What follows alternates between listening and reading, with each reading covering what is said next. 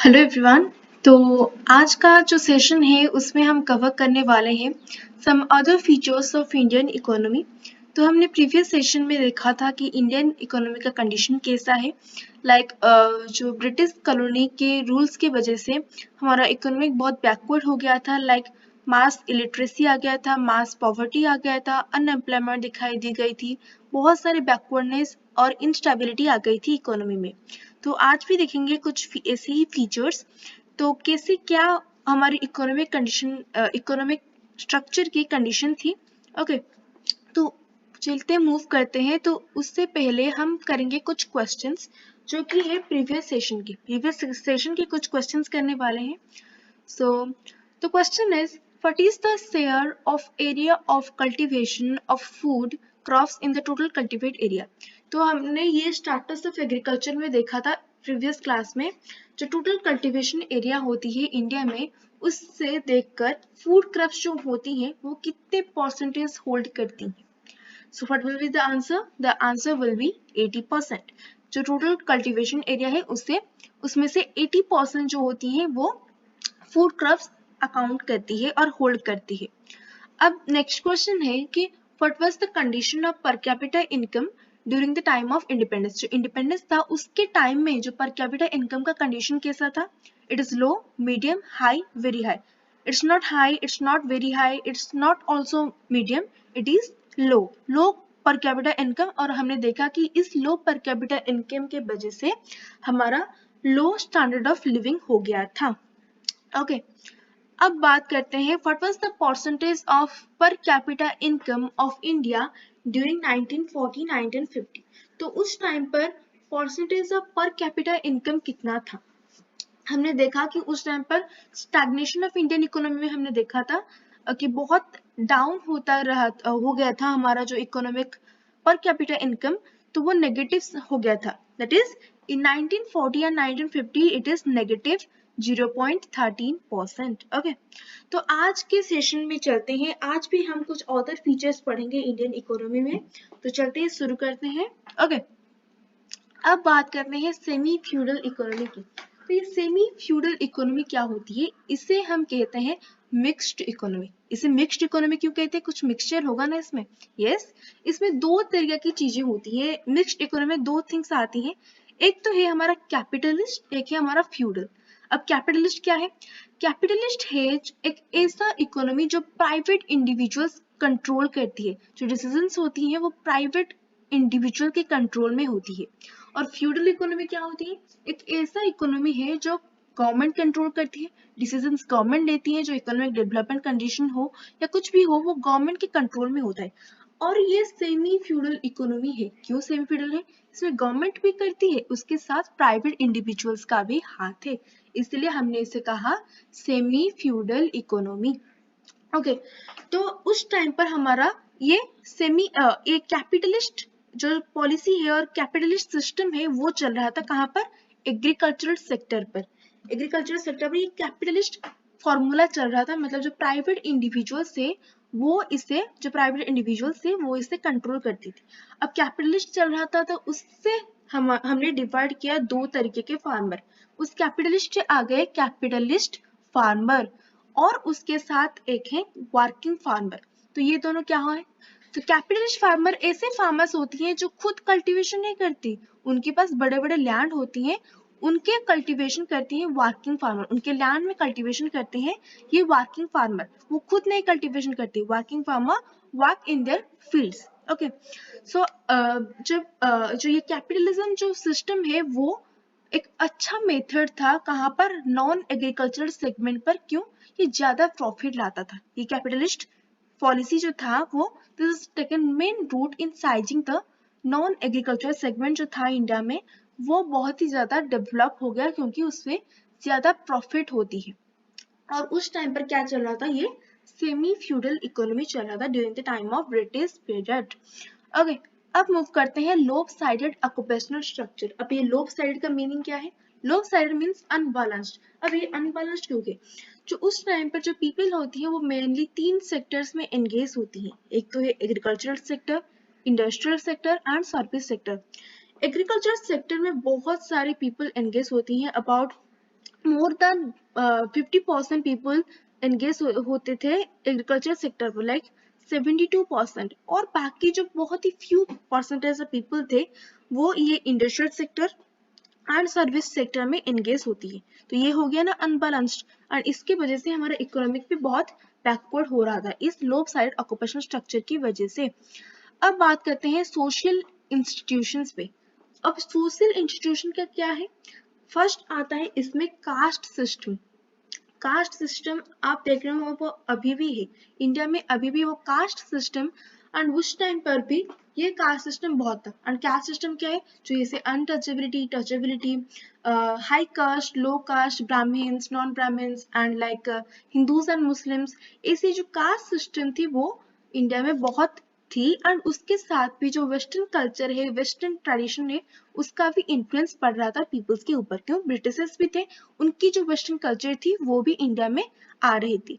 अब village community भी थी, जो विलेज कम्युनिटी एक ऑटोनोमस या सेल्फ सफिशिएंट होना चाहिए, वो नहीं हो रहा था विलेज कम्युनिटी। वो एंड एक और था like joint family system. And ये जॉइंट फैमिली सिस्टम कहाँ दिखाई दे रही थी? जो ऐसे लो रूरल एरियाज होती है उसमें हमने देखा था कि जॉइंट फैमिली सिस्टम का कुछ फॉर्मूला चल रहा था, पर टाउन्स या सिटीज में ये कुछ नहीं था। तो ये सब जो थे हमारे सोशल इंस्टीट्यूशंस ब्रिटिश के टाइम पर भी चल रहे थे। Okay, moving forward about the dependent economy. अब हमारा इकोनॉमी बहुत डिपेंडेंट था। क्यों डिपेंडेंट था? क्योंकि उसकी तो इकोनॉमिक कंडीशन बहुत बैड थी ना, वो अदर कंट्रीज के ऊपर डिपेंडेंट होता था उसकी अपनी ट्रेड के लिए या इकोनॉमिक डेवलपमेंट के लिए। तो ये बात करते हैं फॉरेन ट्रेड की। अब फॉरेन ट्रेड में आता है हमारा एक्सपोर्ट एंड इंपोर्ट। अब इंडिया की एक्सपोर्ट एंड इंपोर्ट की बात करते हैं, तो इंडिया क्या करता था? एक्सपोर्ट करता था बहुत ही कम प्राइस चीजों की, like raw jute, cotton, oil seeds. तो जो बहुत ही कम प्राइस थिंग्स है उसे करता था एक्सपोर्ट, एंड जो हाई प्राइस थिंग्स है उसे करता था इंपोर्ट। तो ये क्या होगा? This is shows that the economic condition will be low, क्योंकि एक्सपोर्ट हम लो प्राइस कर रहे हैं एंड इंपोर्ट हम हाई प्राइस के कर रहे हैं, तो इसीलिए इंडिया का इकोनॉमिक कंडीशन लो हो गया। तो क्या हाई प्राइस कर रहे थे? Like high price cotton, sugar, जो हाई प्राइस थिंग्स है उसे हम कर रहे थे इंपोर्ट, एंड जो लो प्राइस थिंग्स है उसे हम कर रहे थे एक्सपोर्ट। अब जो इंग्लैंड है वो तो हमारे इंडिया का उससे ज्यादा शेयर फॉरेन ट्रेड है। India accounts large share of India's foreign trade. England के पास इंडिया का बड़ा शेयर है फॉरेन ट्रेड में, एंड देन ऑल्सो उसके पास तो लार्ज शेयर है, उसके साथ भी उसने इंडिया के ट्रेड में भी एंटर कर लिया। Then they began to enter the Indian trade. कौन एंटर किया? The Britishers. They tried to enter this trade in the India. Okay, अब बात करते हैं फॉरेन कैपिटल पर। Foreign capital means other countries के पीपल हमारे कंट्री में आकर कुछ चीजों में इन्वेस्ट करेंगे। सो ऐसे ही ब्रिटिशर्स ने भी इन्वेस्ट किया था बहुत ही इंपॉर्टेंट सेगमेंट पे, और प्रॉफिटेबल सेगमेंट्स पे उन्होंने इंपोर्ट किया था, like railway, ports, public utilize like electricity, power, ऐसे ही बहुत ही इंपॉर्टेंट सेगमेंट्स जो थी उसमें उन्होंने अपना इन्वेस्टमेंट किया था। और भी बहुत चीजों में किया था, like export of T, coffee, rubber, jute, ऐसे भी बहुत चीजों में उन्होंने क्या किया था? अपना एक्सपोर्ट सॉरी मतलब उस चीजों में उन्होंने किया था invest. And also coal and gold mining, banking, finance, इन सब चीजों में भी उन्होंने अपना बहुत इन्वेस्ट किया था उनके प्रॉफिट होने के लिए। अब कैपिटल गुड की बात करते हैं। कैपिटल गुड मतलब जो इंडिया है वो बहुत अदर कंट्रीज के ऊपर डिपेंडेंट था। किस लिए? For the plant and machinery it depend upon other rest of the world. And also जो डिफेंस एक्सपेंडिचर और डिफेंस इक्विपमेंट्स के लिए भी हमारा इंडिया बाकी सारे other rest of the countries in the world पर डिपेंडेंट होता था। इसलिए हमने कहा कि हमारा इंडिया जो है वो डिपेंडेंट इकोनॉमी हो गया। अब आते हैं कुछ प्रॉब्लम्स ड्यू टू पार्टीशन। अब पार्टीशन हुई थी आफ्टर इंडिपेंडेंस। क्या हो गया था आफ्टर पार्टीशन? जो डिवाइड हो गई थी हिंदूज एंड मुस्लिम के बीच। अब डिवाइड होके क्या बन गई? एक इंडियन यूनियन बन गई and is Pakistan. It divided into two countries, India and Pakistan. अब उसके वजह से प्रॉब्लम कहाँ से आई? Food shortage, raw material shortage, backwardness of Indian industry, ये सारे कुछ प्रॉब्लम्स आ गए थे। मतलब प्रॉब्लम्स बहुत साइड से आ रही थी, इकोनॉमिक कंडीशन को अफेक्ट कर रही थी। ओके, अब हमने देखा कि बहुत सारी प्रॉब्लम्स थी, तो उसमें कंक्लूजन क्या होगा? सो कंक्लूजन है backwardness, under development, dependent on other countries. तो इंडिया का इकोनॉमी का डाउनवर्ड हो गया था, उसके पास कुछ ज्यादा इंप्रूवमेंट नहीं हो रही थी, सो वो अदर कंट्रीज के ऊपर डिपेंडेंट कर रहा था उसकी डेवलपमेंट के लिए। एंड उसकी मेन रीजंस क्या थी? फर्स्ट तो हमको सबको पता है कि वो कॉलोनियल पॉलिसी थी जो ब्रिटिशर्स ने लगाई थी, उसके वजह से थी। एंड जो इंग्लैंड के पीपल थे, मतलब ब्रिटिशर जो थे, वो इंडिया के रिसोर्सेस ले जा रहे थे इंग्लैंड को। They drain resources from India to England. And also जो रिजिड सोशल इंस्टीट्यूशन था, जो कास्ट सिस्टम था, पीपल के बीच बहुत सारे डिफरेंस आ गए। एंड पुअर इंफ्रास्ट्रक्चर भी था, कोई अच्छा education facilities, health care facilities उतना भी डेवलप नहीं था इंडिया में। ओके, अब बात करेंगे एक अलग टॉपिक में, like characteristics of contemporary Indian economy. अब हमने देखा कि जो ड्यूरिंग द ब्रिटिश पीरियड पे हमारा इंडियन इकोनॉमी बहुत बैकवर्ड था, ऐसा लो स्टैंडर्ड था। लेकिन अब कंटेम्पररी इंडियन इकोनॉमी की बात करेंगे, मतलब अब की इकोनॉमी कैसी है।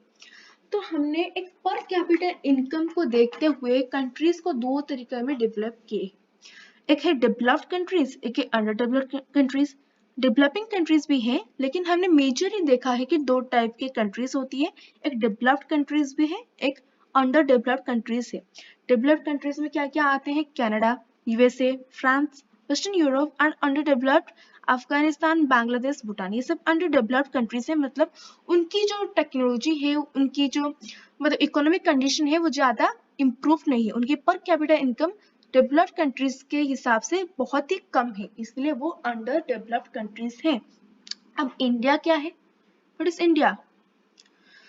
Okay, India being overcome the backwardness of its economy by planning and presently move ahead in the path of development. India का बहुत ही बैड इकोनॉमिक कंडीशन आ गई थी इंडिपेंडेंस के टाइम में, पर इंडिया ने किया अच्छा प्लानिंग और उसकी वजह से आज हम इंडिया को क्या कहते हैं?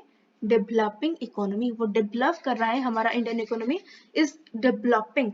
ओके, सो उस बैकवर्डनेस या उसकी जो लो स्टैंडर्ड थी उसको ओवरकम करके वो एक प्रॉपर प्लानिंग के द्वारा आगे बढ़ रहा है अपनी इकोनॉमी में।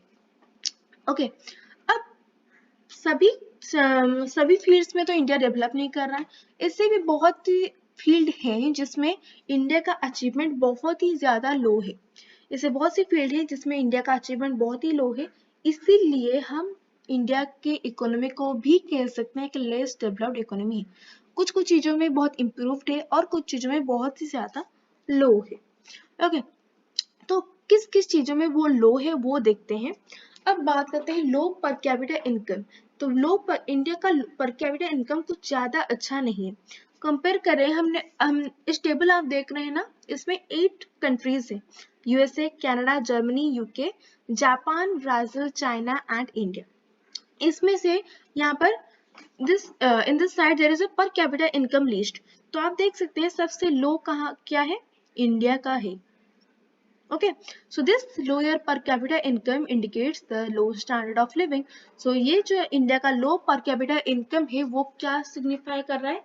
लो स्टैंडर्ड। सो ये सारे जो पहले जो 1 2 3 नंबर में जो कंट्रीज है वो है हमारे डेवलप्ड कंट्रीज, और इंडिया हमारा डेवलप्ड कंट्रीज नहीं है क्योंकि उसकी पर कैपिटा इनकम ज्यादा नहीं है। ओके, और क्या प्रॉब्लम्स हो सकती है? एक और प्रॉब्लम है जो है extreme inequality in the distribution of income. बहुत ही ज्यादा इनइक्वालिटी है हमारे इनकम में। कैसे इनइक्वालिटी है? हमारा एक रिसर्च हुआ था, that is according to National Council of Applied Economic Research, NCAER। उसने रिसर्च किया था कि हमारे इंडिया में जो 20% हाउस होल्ड है वो ओनली 6.1% उनका इनकम है। कब की बात करें? 2009 एंड 10 की। तो जो 20% हाउस होल्ड है उसका जो इनकम है वो दैट इज 6.1%। और अदर हैंड पे आप देखें तो 20% हाउस होल्ड ऐसे हैं जिनकी इनकम है 53.3%, मतलब more than half in 2000 in the same year in 2009 and 10। देख सकते हैं यहाँ उनके बीच कितनी इनइक्वालिटीज है। एक पोर्शन ऑफ पीपल जो है उनकी इकोनॉमिक कंडीशन बहुत ही ज्यादा लो है, और एक साइड में एक ऐसे पीपल्स हैं जिनकी इकोनॉमिक कंडीशन बहुत ही हाई है। दिस एंड जो ऐसे जो पीपल हैं जिनकी इकोनॉमिक कंडीशन लो है, वो लो स्टैंडर्ड लिविंग कर रहे हैं. So it leads to lower per capita income and low standard of living of some people. कुछ पीपल वजह से रह रहे हैं और कुछ पीपल जो एक मिजरेबल लो स्टैंडर्ड लिविंग रह रहे हैं. ये है हमारा जो मतलब इनइक्वालिटीज हो रही है इंडियन इकोनॉमी में. अब हेवी पॉपुलेशन प्रेशर है. क्यों हेवी पॉपुलेशन प्रेशर है? आप देख सकते हैं पॉपुलेशन बहुत ग्रोथ करे उसके हिसाब से हमारी इकोनॉमी डेवलपमेंट नहीं हो रही है. So India facing heavy population pressure since 1951. हमने प्रीवियस सेशन में भी देखा था पॉपुलेशन ग्रोथ हो रही है पर इकोनॉमी डेवलपमेंट नहीं हो रही है. बर्थ रेट से ज्यादा डेथ रेट से ज्यादा बर्थ रेट है, मतलब पॉपुलेशन इंक्रीज हो रही है. सो यहाँ पर देखिए लिखा है कि according to 2021 census its population stands at the order of 121.02 crore and constitutes 70.3% of world population. और वर्ल्ड की पॉपुलेशन देखा जाए तो उसमें से 17.3% जो है वो इंडिया की पॉपुलेशन ही है. मतलब इंडिया की पॉपुलेशन बहुत ही हाई हो गई थी during the time 1951 since 1951. And rate of population growth in India is much higher than of developed countries. अगर हम developed countries की बात करें तो उस developed countries से ज़्यादा population इंडिया में है. इंडिया में per capita income लो है लेकिन population ज़्यादा है. And this leads to great impediment in the path of economic development. अब population ज़्यादा है उसके हिसाब से economic भी उतनी develop होनी चाहिए but जो इकोनॉमिक डेवलपमेंट उतनी नहीं हो पा रही थी. इसीलिए ये हेवी पॉपुलेशन प्रेशर हमारे इकोनॉमिक डेवलपमेंट के लिए एक ऑब्स्टैकल बन गया है. ओके, सो ये हमने देखे कुछ मतलब ऐसे फीचर्स जो थे इंडियन इकोनॉमी में. हमने ड्यूरिंग ब्रिटिश टाइम में भी जो किया वो हमने कंप्लीट कर दिया और आज की इकोनॉमी की कंडीशन की जो बैकवर्डनेस थे उसकी भी हमने बात की. So this is for this class will cover the next rest part in the next class. तो इस सेशन की जो क्वेश्चंस है जो मेन क्वेश्चंस है वो मैं नेक्स्ट सेशन में आपके पास लाऊंगी. So for this thank you.